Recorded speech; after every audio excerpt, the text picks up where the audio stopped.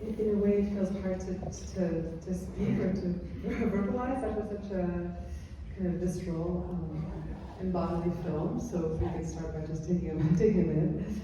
But I really want to thank you, Oliver, for being here to speak about this pretty extraordinary work of cinema. You mentioned at the start that you've spent a lot of time in Morocco, lived there for many years. I know that the rave scene is also something that you're close to, but the film or the story script feels more than just like those references. It's something that so much grander and deeper. So yeah, I'd love to start by asking you about the screenplay, about how the kind of story, how it came about. I know over so many years. So thank you. I again really honored for this to come here from far and to have this audience here. It's luxury for a filmmaker. So thank you. I would like to tell you that one of my producers is here, Xavi Font.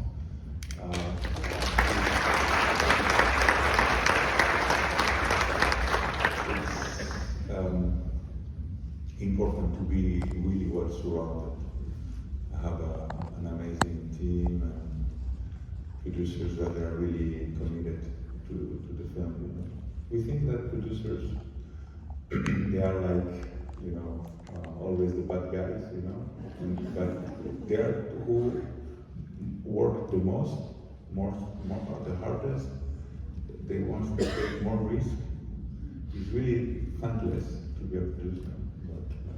So thanks to we acknowledge. Thanks to independent producers. Yeah. So if there are questions to Xavi, it's here too.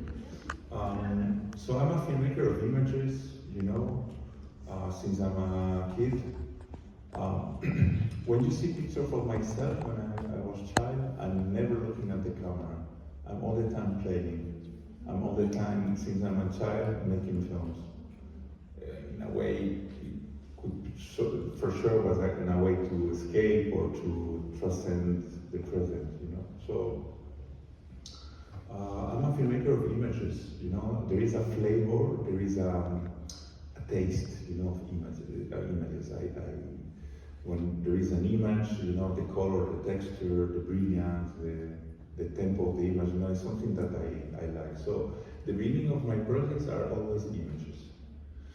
And after, also intentions. So I have a big faith to images and to what's happening here, as I said before. So I remember I was living in Tispambro, in Agdes, in the Dra River, and so they were organizing a rave, collective from Italian friends, and in the morning I went with a friend. He's a Orthodox Muslim. He's a Sufi,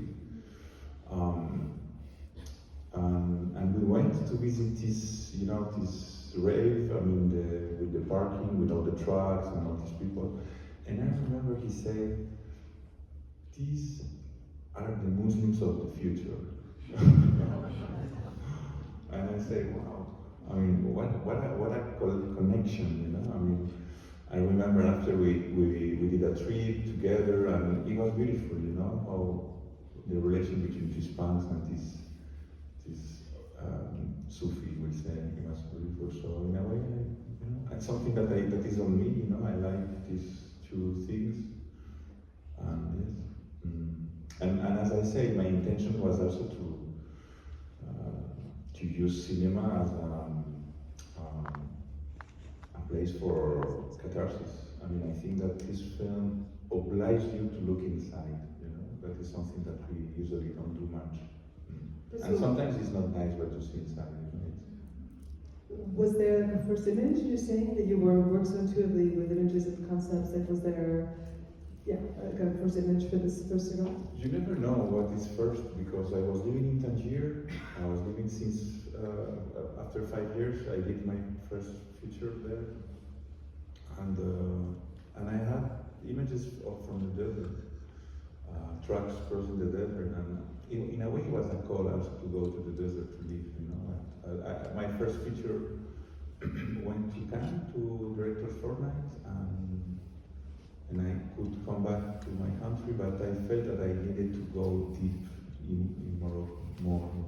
In Tangier I was a little bit outside. So yes. Maybe this is related to this kind of tension you've described, but you know, in one dimension, Sirāt is a action adventure film, and as such, it has these instigating moments. It has the disappearance of the daughter. It has this unnamed, war or calamity.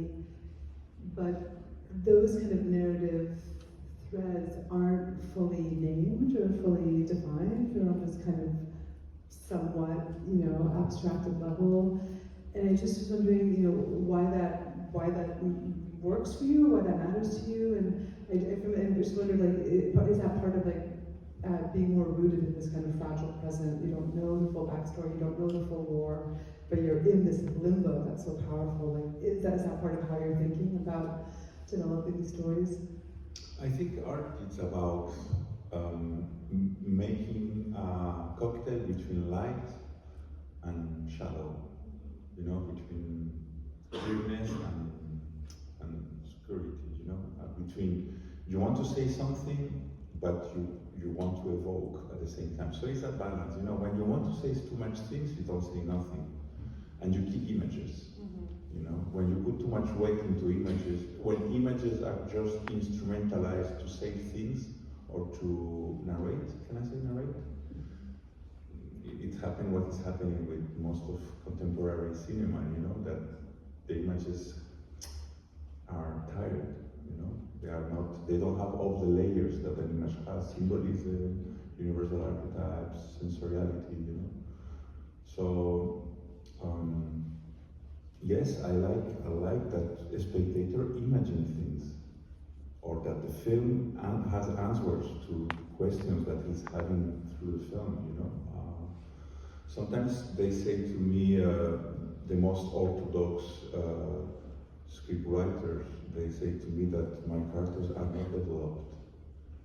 But, but no, I understand them. But I think when you capture the fragility of a human being, when you capture his scars, his wound, what do you want to develop more than this? I mean, obviously, you could capture the soul, but only masters do this, So in a way, I like this.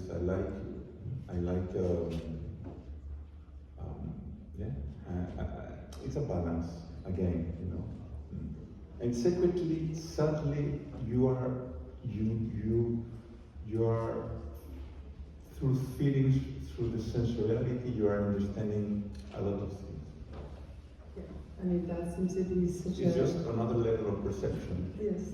These films has the capacity to, I think, to make what in psychotherapy it's a kind of shock therapy, or LSD psychotherapy, that is like suspending this level of perception in order to invite other level of perceptions to emerge. We're really complex. Our body is really complex. How do we feel things, or how do we feel images? So I'm happy with this film because even people who doesn't like the film, the way they speak about the film tells me that I did a good job. I know that the film is doing what it has to do. It's penetrating in its.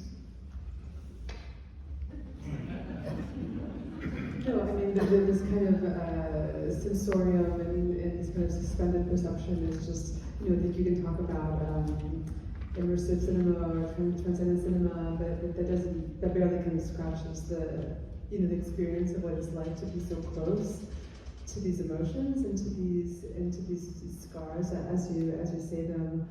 I mean, for me, one of the things that's so remarkable, in achieving that is really it's a film in a way about tempo and of tempo. It's a film in a way that has is kind of deep structure. For me, there's a before and there's an after, you know, this shocking loss of Esteban and the dog, of course, as Art well. is about proportions.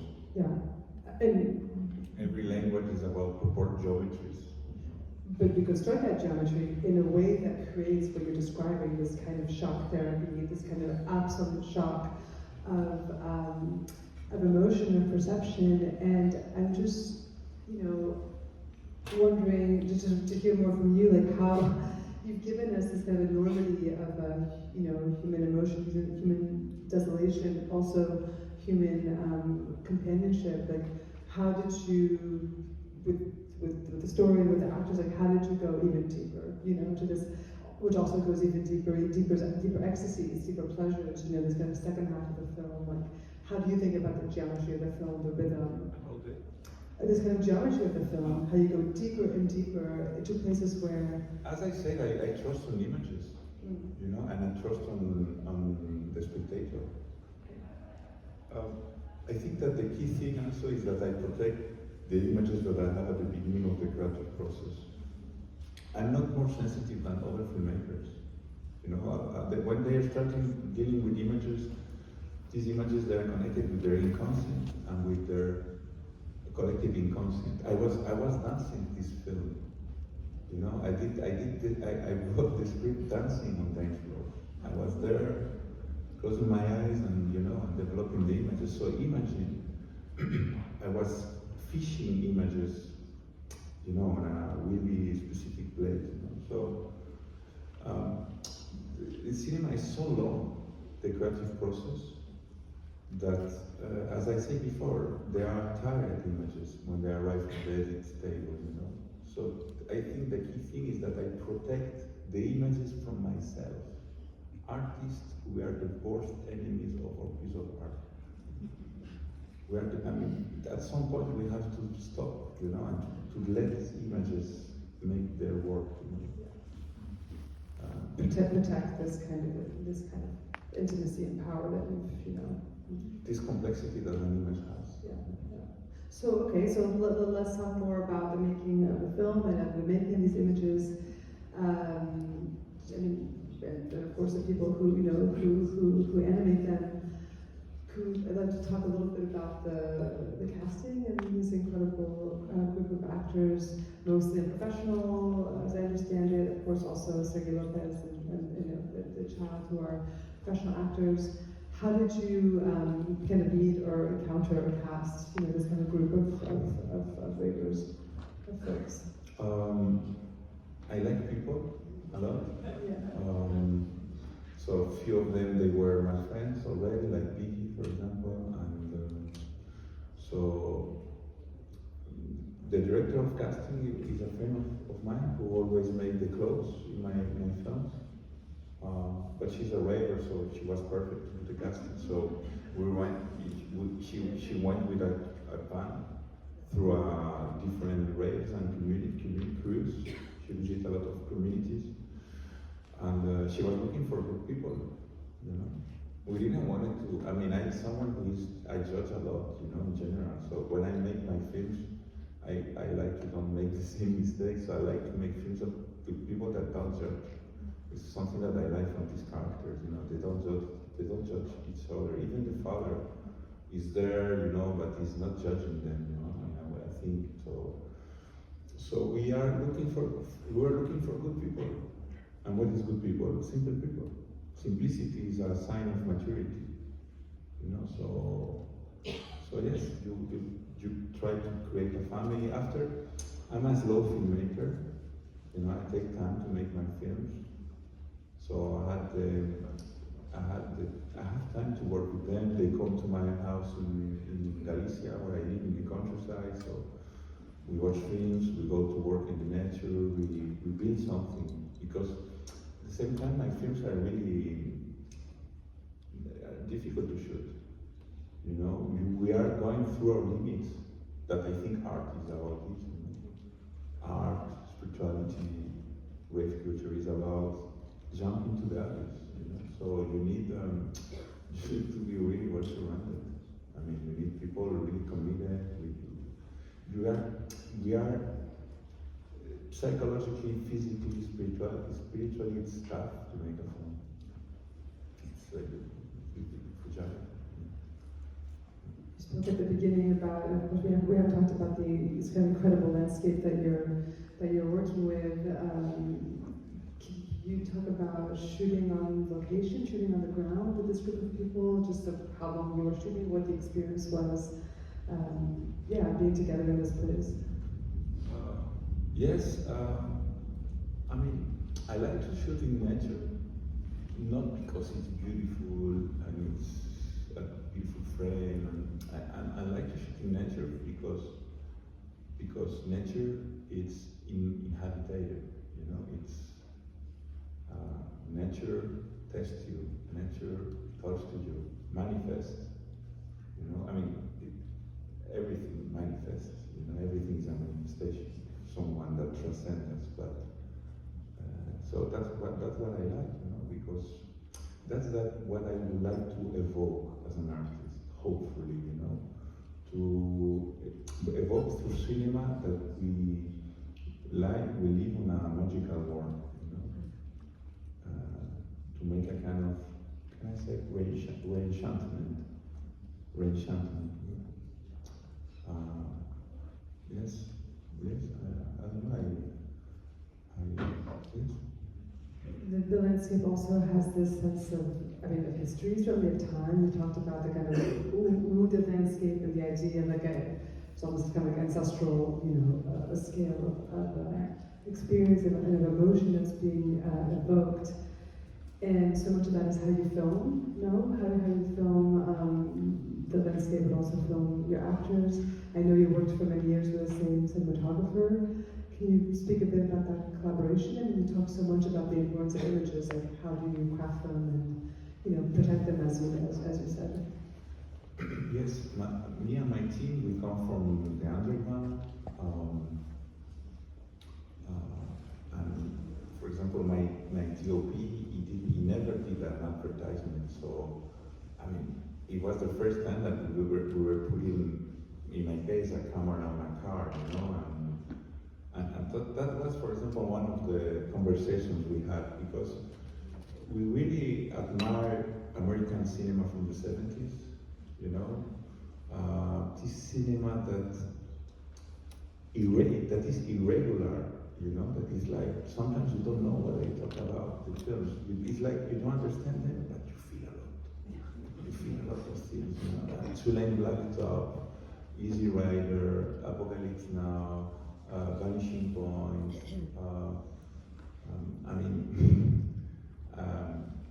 These films are talking about a time, about people, you know, like about this generation, you know, as a moment like nowadays, really polarized, you know, with violence in the society, wars, but also a kind of new age comeback to spirituality. I mean, it was, the 70s were really interesting, all the country culture.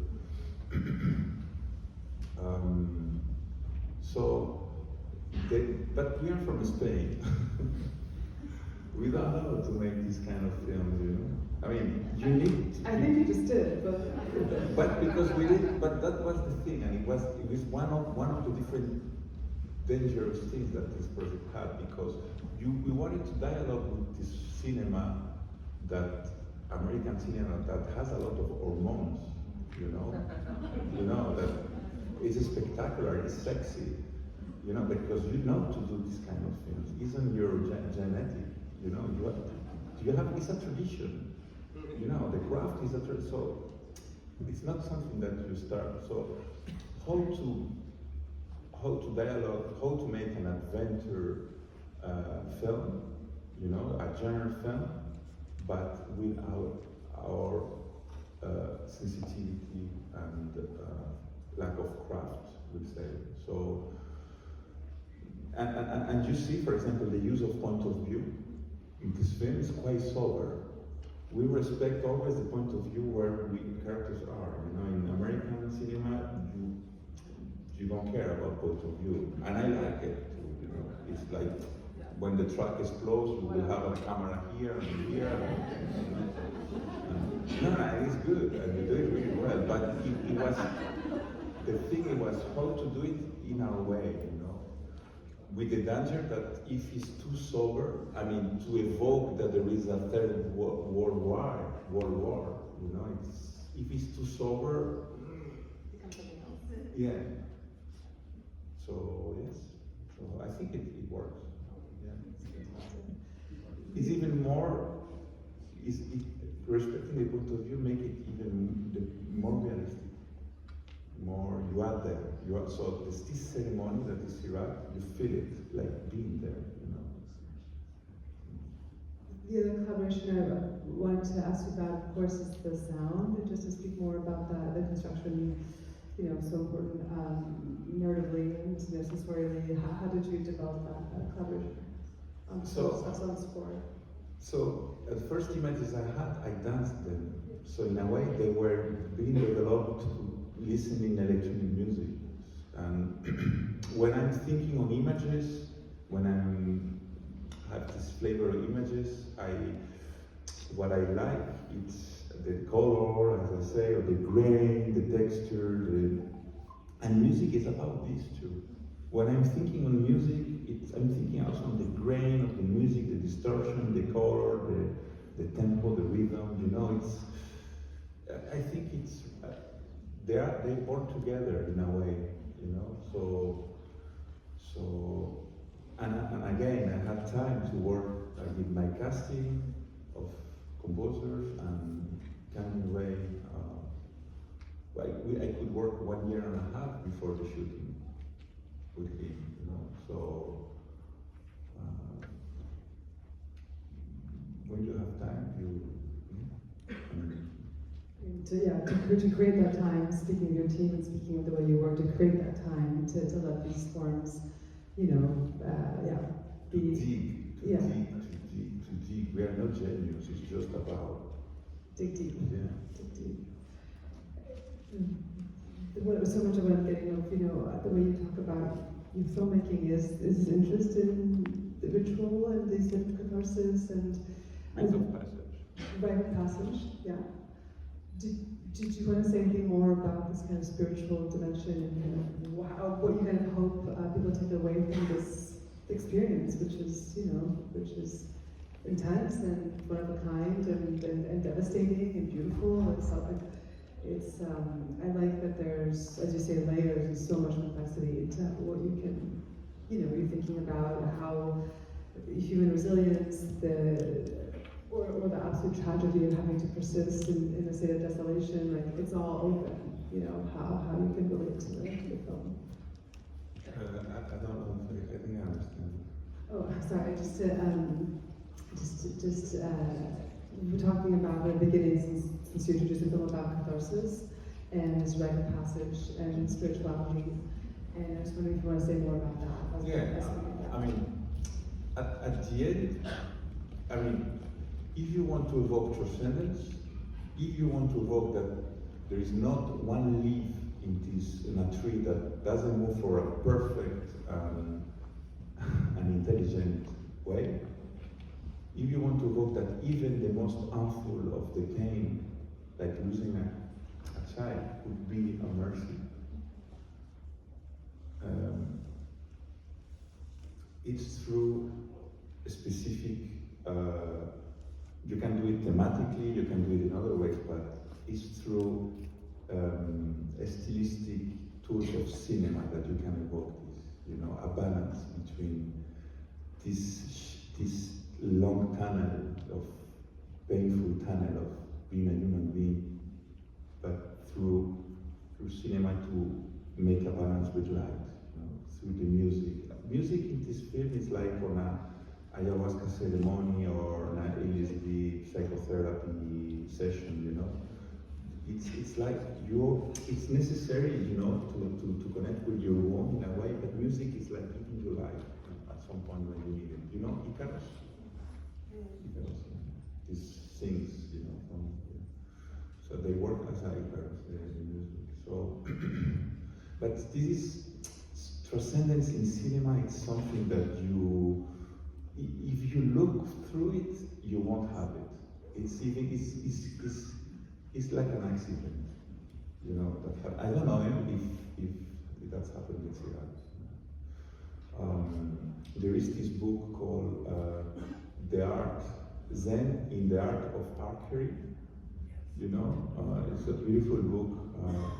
It's a German student who wants to learn this archery. Is an art in Japan, and here the thing is that you have the ego and the motivations through the arrow, but at some point it's the arrow itself who makes the job. You know, you have to surrender as an artist. You know, or for example, you know, the dervish, how do you say it? Swirling dervish. I mean, when you do this, at some point, if you are thinking, you lose control and you fall. At some point, you have to swing yourself, and at some point, it's not you who is dancing. You feel that someone is dancing you. I mean, you don't feel it, because if you feel it, It's already over. Yeah, so hopefully, I mean, we knock at the door of the divine, and hopefully something arrives to the images, but I don't know. Psychology is interesting in Sirāt too, or for me, I think that when we did this film, we were really connected with our wound, and with the wound of today, I think, to the pain that there is today. There is a lot of pain today. And I think that part of the pain is in the images of this film. But when I say this without dramatism. I think it's good to dance your wound. It's good to celebrate it. I think it's necessary also. We are a society that are too much identified with an idealistic image of ourselves, what we call a neurosis. We are really neurotic, you know. And it's good. I think we have to break that mask, you know, in a way. Yeah. Well, thank you for giving us a different way to perceive. To experience, different way to think. Just wanted to thank you so much and congratulate you On the film.